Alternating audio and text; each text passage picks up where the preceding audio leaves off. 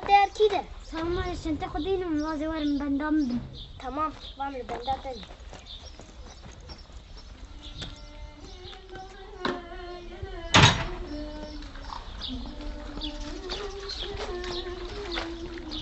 Azat, hatta ben sana teknik de bu konuyu mu? Nereden tuvan işten ajmadı veji ya de bes.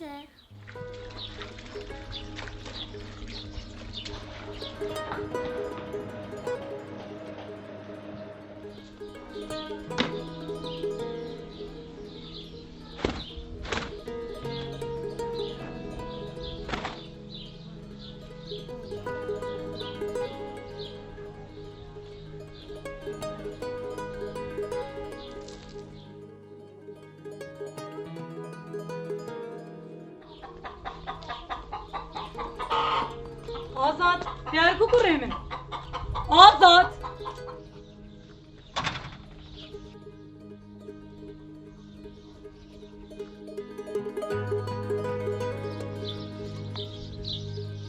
Kimse şaviye bana koçayım.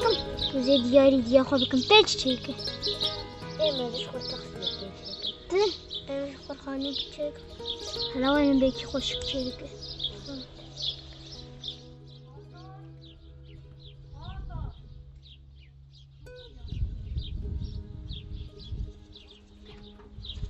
Azat! هدي بكتينا بحرية عمر قصف يا عزات كابور هذه حبيت شربك ماشي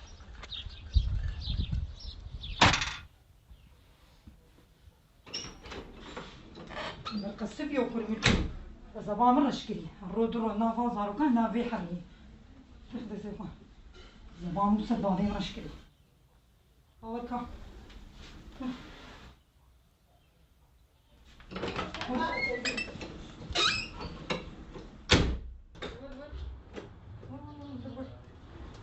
Zedra. Bak. Bak gideyim ben ha.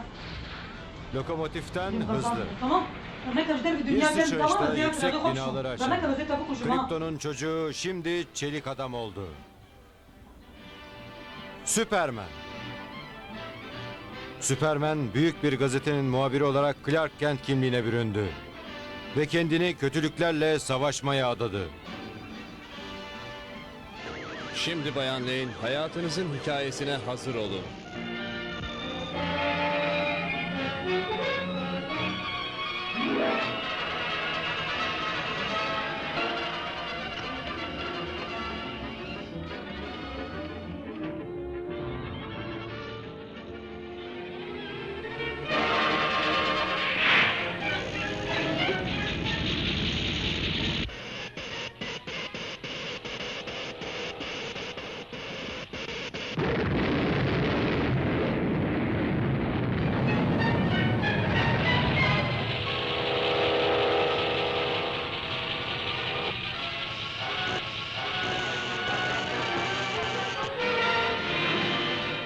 Biliyor musun Louis, ada her zamanki kadar güzel.